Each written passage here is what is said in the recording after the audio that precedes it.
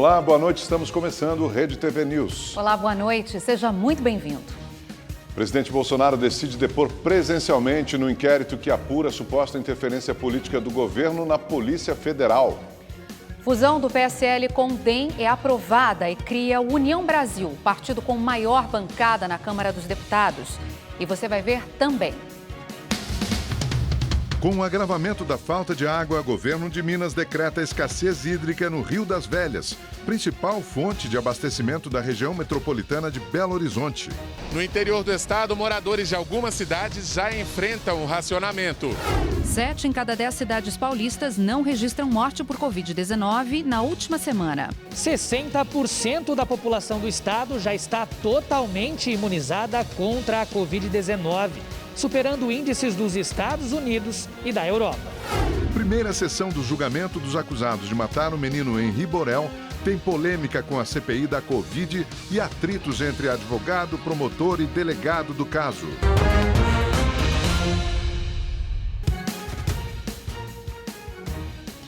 O presidente Jair Bolsonaro decidiu que vai depor de forma presencial no inquérito que apura a suposta interferência política do governo na Polícia Federal.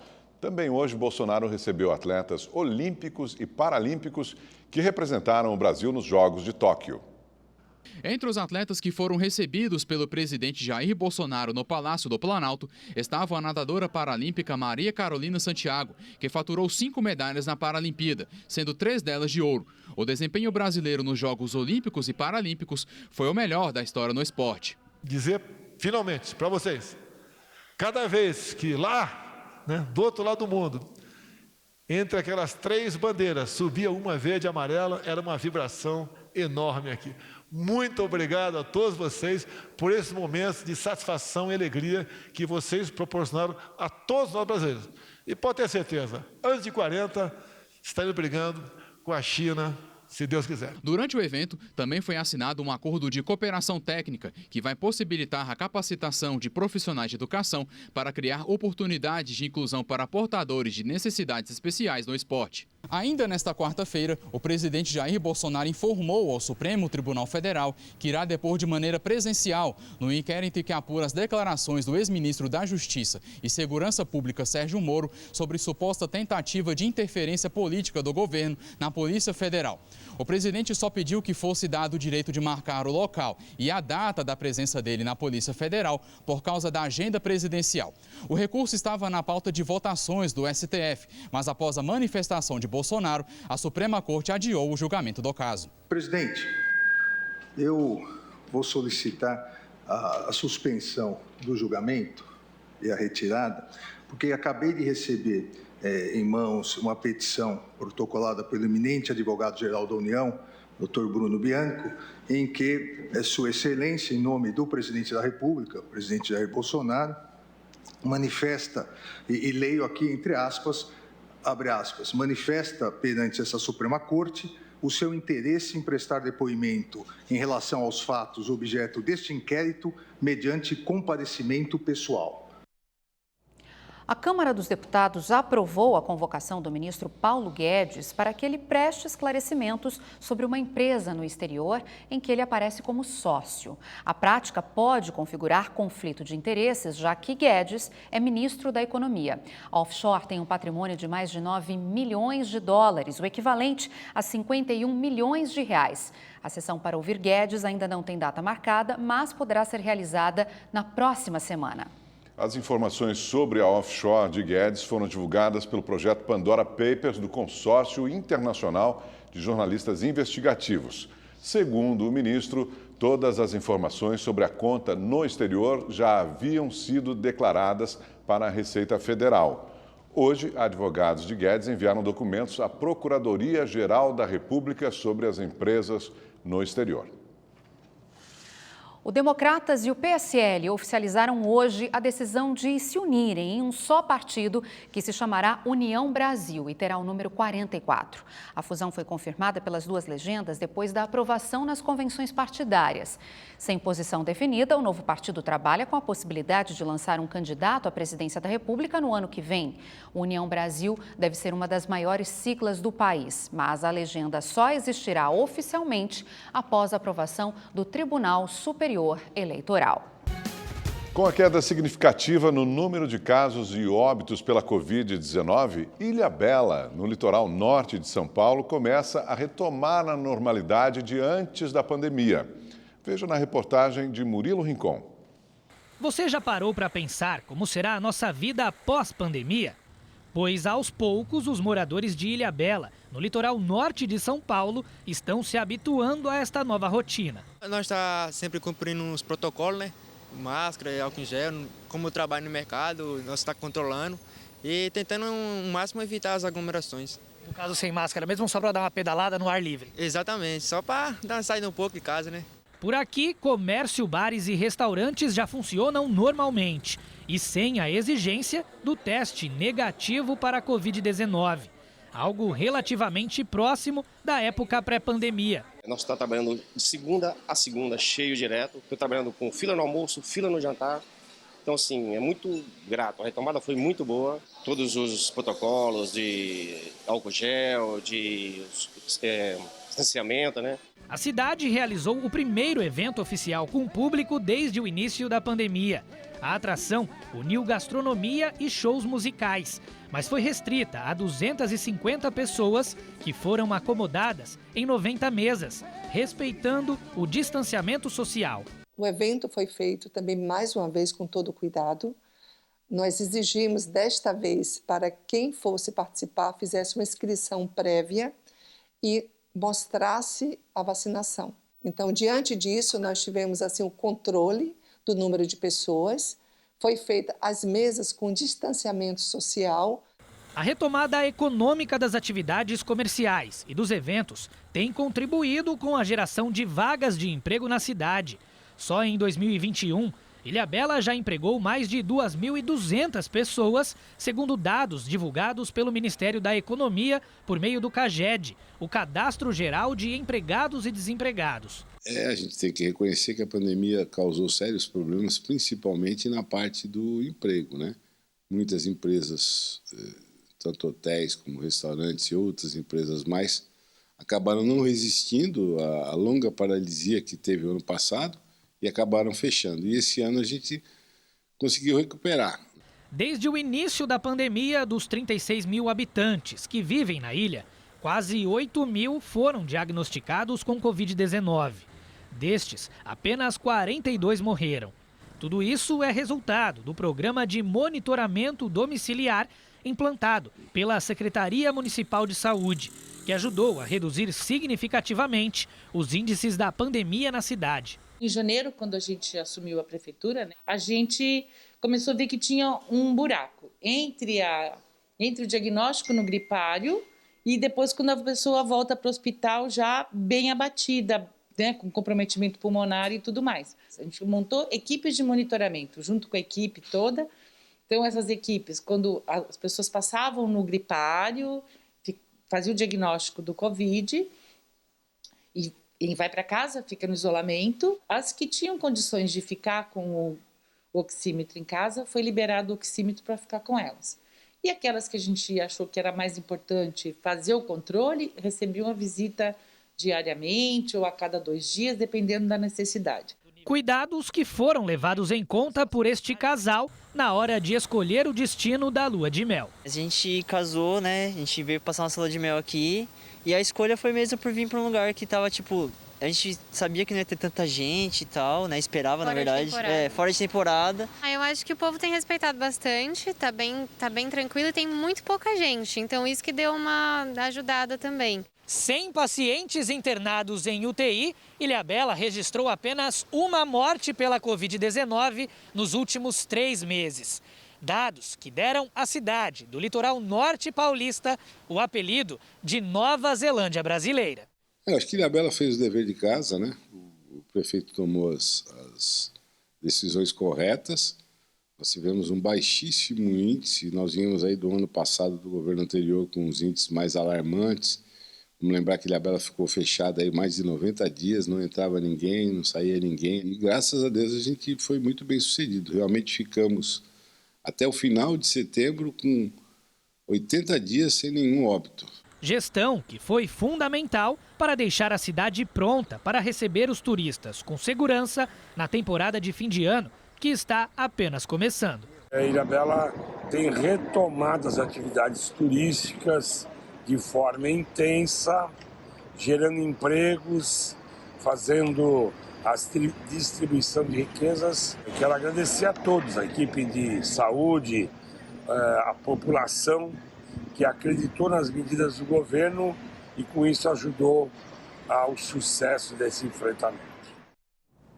60% da população de São Paulo já está totalmente imunizada contra a Covid-19. E esse número supera índices como dos Estados Unidos e também de países da Europa.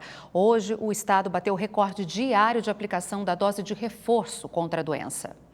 A primeira pessoa vacinada contra a Covid-19 no Brasil, a enfermeira Mônica Calazans, recebeu hoje, no Palácio dos Bandeirantes, a dose de reforço do imunizante da Coronavac. Em seguida, o presidente do Instituto Butantan, Dimas Covas, aplicou a terceira dose no secretário estadual da Saúde, Jean Gorenstein.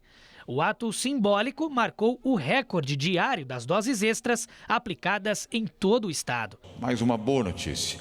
De um total de 122 mil doses em um único dia, o estado de São Paulo bateu ontem o recorde de aplicação da chamada dose de reforço, ou também conhecida como a terceira dose. Outra boa notícia é que 60% da população do estado já está totalmente imunizada contra a Covid-19, superando índices dos Estados Unidos e da Europa. Segundo dados da plataforma Our World in Data, da Universidade de Oxford, na Inglaterra, que mede as taxas de vacinação em todo o mundo, o índice de 60% que São Paulo alcançou no dia de ontem supera os 55% dos Estados Unidos e os 52% da média geral dos 50 países do continente europeu. O governo também anunciou que 467 cidades do estado não registraram mortes pela Covid-19 na última semana. Isso significa que 7 a cada 10 municípios não tiveram vítimas fatais em decorrência da doença desde o fim de setembro. No pico que nós tivemos no primeiro semestre, chegamos a ter mais de 500 casos por 100 mil habitantes por dia no estado de São Paulo. Hoje nós estamos abaixo de 50. Internações, nós tínhamos 100 internações por 100 mil habitantes e hoje estamos com 18. O assunto será discutido pelo Comitê Científico nas próximas semanas e, de acordo com o governador, alterações na regra podem ser anunciadas no próximo dia 18. Continue utilizando máscaras ao sair do ambiente onde você se encontra e respeitando as normas sanitárias. Estamos melhorando, a perspectiva é muito boa em relação a São Paulo. Nas próximas semanas, com certeza, teremos boas e melhores notícias. O município de Duque de Caxias, na Baixada Fluminense, é o primeiro do país a abolir o uso da máscara. O decreto começou a valer hoje. Com quase 50% dos moradores acima de 12 anos totalmente imunizados, a administração da cidade deu início a uma nova etapa de flexibilização das medidas de restrição. O prefeito Washington Reis, do MDB, assinou um decreto desobrigando o uso de máscara em ambientes abertos e fechados. Muitos cidadãos pediram e ninguém é proibido usar máscara. Quem quiser que use. Então nós estamos com a infraestrutura de vacinação, de saúde toda preparada e é um time que a gente sente que chegou a hora de a gente, se Deus quiser, sair dessa pandemia miserável que, além de ter ceifado vidas, também rouba a paz da população. Duque de Caxias tem cerca de 930 mil habitantes. Mais de 900 mil doses da vacina contra a Covid-19 foram aplicadas. 70% da população já recebeu a primeira dose do imunizante. De acordo com a Prefeitura, o novo decreto só não é válido para pessoas que estiverem contaminadas ou com suspeita de estarem com coronavírus. A medida foi bem recebida por uns, mas criticada por outros. Nós já estamos há muito tempo com a máscara já, tem mais que quase um ano e meio, né, assim, já com a máscara. Eu acho que também já tá bom já de máscara já. Não é momento de baixar a guarda, ainda é momento de prevenção. Uma máscara não custa nada usar, é para a saúde de toda a população. O decreto levou em consideração o fato da vacinação já ter atingido todas as faixas etárias. E, segundo a Prefeitura, os indicadores que avaliam a contaminação por Covid no município estão em queda. Que os critérios para flexibilização de distanciamento, até o abandono de uso de máscaras em locais abertos, deve ser baseado em alguns fatores, alguns indicadores, taxas de transmissão, número de casos registrados semanalmente, queda desses níveis de internação, de hospitalização, decréscimo do número de mortes e também um fator muito importante é a vacinação, especialmente dos grupos mais vulneráveis, os idosos com mais de 60 anos com a terceira dose completa.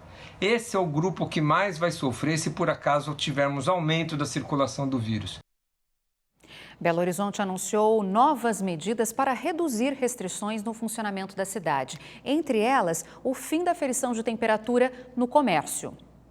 A Prefeitura diz que os avanços são resultado da estabilidade nos indicadores da Covid-19 nas últimas semanas. Hoje, a taxa de transmissão por infectado está em 1,03. Isso significa que 100 pessoas infectadas pelo novo coronavírus podem transmitir a doença para outras 103. Os leitos de UTI estão com ocupação de 42% e os de enfermaria 33%. No comércio de rua, shoppings e academias, as regras passaram a valer hoje. Entre as principais mudanças, o fim da obrigatoriedade de aferir a temperatura dos clientes e a ampliação da capacidade de público. A partir do próximo dia 18, 100% dos estudantes vão poder voltar às aulas presenciais em todos os dias da semana. Cada turma passa a ser uma bolha, que deverá manter o distanciamento com os alunos das demais salas. Será permitido o uso de ar-condicionado e a realização de eventos escolares. Com a chegada de novas doses da Pfizer, BH decidiu antecipar o fim da imunização da população sem comorbidades. No próximo sábado, os adolescentes de 12 anos vão encerrar a primeira etapa da campanha de vacinação. 80% do público-alvo já recebeu a primeira dose ou a dose única na cidade. Agora vamos aos números da Covid-19 no Brasil. De acordo com o Ministério da Saúde, 20.554.000 pessoas se recuperaram da doença, 362.000 pessoas estão em acompanhamento. Desde o início da pandemia, mais de 599.000 pessoas morreram por causa da Covid-19 no país. A CPI da Covid ouviu hoje o presidente da Agência Nacional de Saúde, Paulo Roberto Rebelo Filho. Ele foi questionado sobre uma suposta omissão da ANS frente às denúncias que envolvem a operadora de saúde Prevent Senior. Médicos que trabalharam na Prevent Senior acusaram a operadora de oferecer tratamentos experimentais aos pacientes com Covid-19 sem autorização de familiares e de ocultar mortes de pacientes com coronavírus. As acusações foram rechaçadas pelo diretor executivo do Plano de Saúde em depoimento à CPI. Ao ser questionado sobre uma possível omissão da Agência Nacional de Saúde no caso, o presidente da ANS negou e que investiga a operadora desde o ano passado. Qual foi a ação efetiva da agência em relação a essa instituição?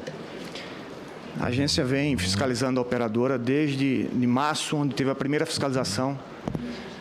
Foram vários processos abertos, na verdade são 6 especificamente sobre a operadora, e mais recentemente, em razão das questões apresentadas aqui pela CPI, a agência abriu outras 3 frentes de fiscalização e apuração. Essas operações, essas fiscalizações não aconteceram, então, apenas nesse momento? Não, ela já desde março já houve uma primeira fiscalização, março de 2020. Durante a sessão de hoje, o relator da CPI, senador Renan Calheiros, do MDB de Alagoas, incluiu mais 5 nomes na lista de 32 a serem investigados até agora. Entre eles, o do empresário Oscar Otávio Facuri, por supostamente divulgar notícias falsas em sua página na internet, e do presidente do Conselho Federal de Medicina, Mauro Luiz de Brito Ribeiro, porque teria minimizado os perigos da Covid. Amanhã, a CPI ouvirá os depoimentos de um dos médicos que fizeram a denúncia que envolve a Prevent Senior e de um paciente da operadora de saúde. Serão os últimos depoimentos da comissão, que trabalha para votar o relatório final daqui 2 semanas. A Rússia registrou pela primeira vez desde o início da pandemia mais de 900 mortos por Covid em um único dia. Foi o 6º recorde de óbitos em pouco mais de uma semana. Epidemiologistas russos culpam a variante Delta e a lentidão da vacinação pela onda de infecções. Atualmente, o país é o 2º com mais casos diários, atrás apenas dos Estados Unidos. A Polícia Civil identificou hoje mais um corpo resgatado sob a lama de rejeitos da tragédia da Vale, em Brumadinho. Essa vítima era funcionária da mineradora. Angelita Cristiane Freitas de Assis tinha 37 anos, era moradora da comunidade do Córrego do Feijão e também trabalhava na Vale como enfermeira. A vítima foi localizada em agosto, após 2 anos e 7 meses de buscas no local.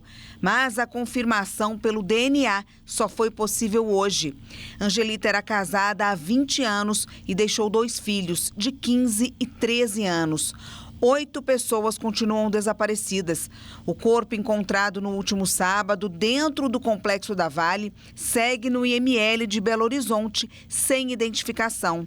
Segundo os bombeiros, a operação de resgate dos corpos não tem previsão de término. Ao todo, 270 pessoas morreram na tragédia provocada pelo rompimento da barragem da Vale em janeiro de 2019. E vamos agora falar ao vivo, direto do Rio de Janeiro, onde está acontecendo, neste momento, a primeira audiência sobre o caso da morte do menino Henri.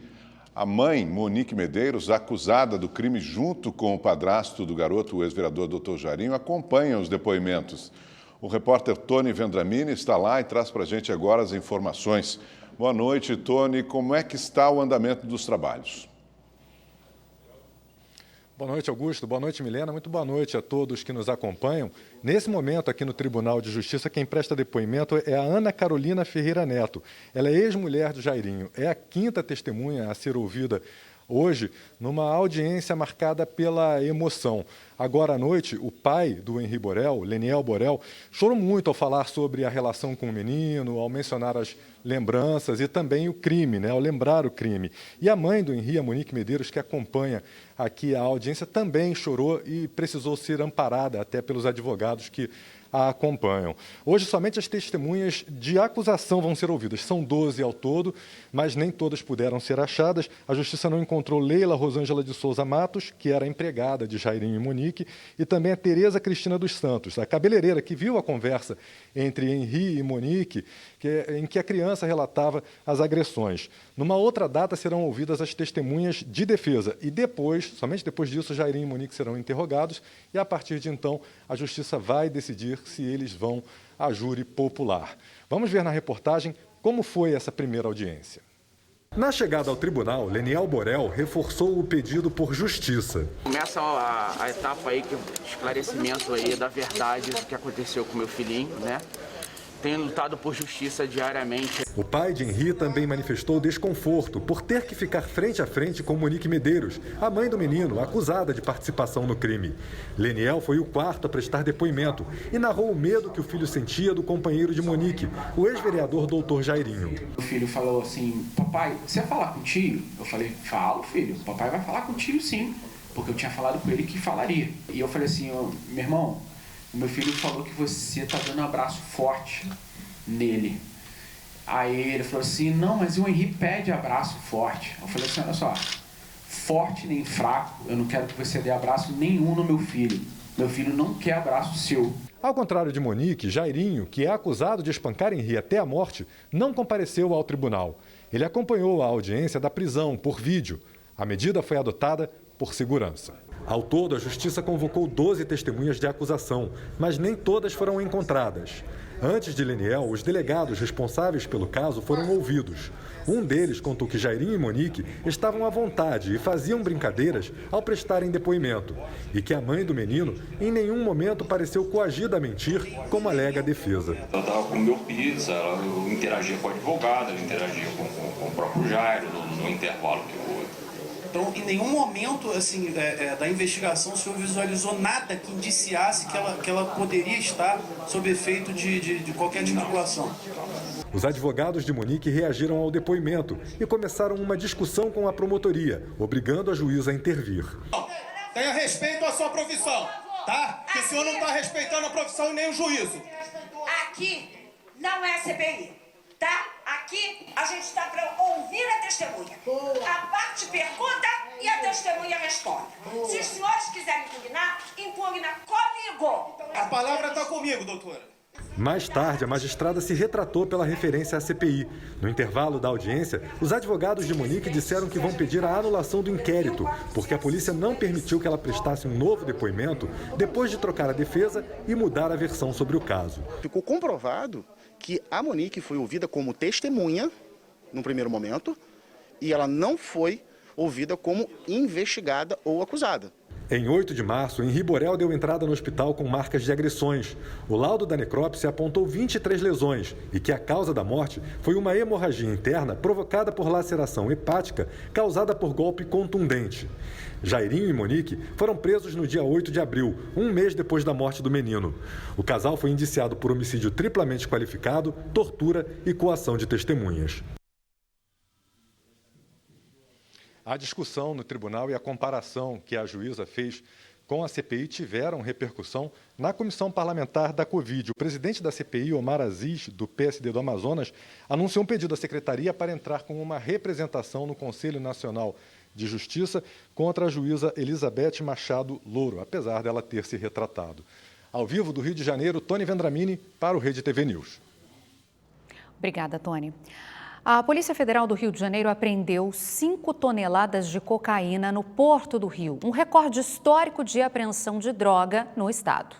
A droga estava escondida em caixas de sabão em pó armazenadas em contêineres no Porto do Rio de Janeiro.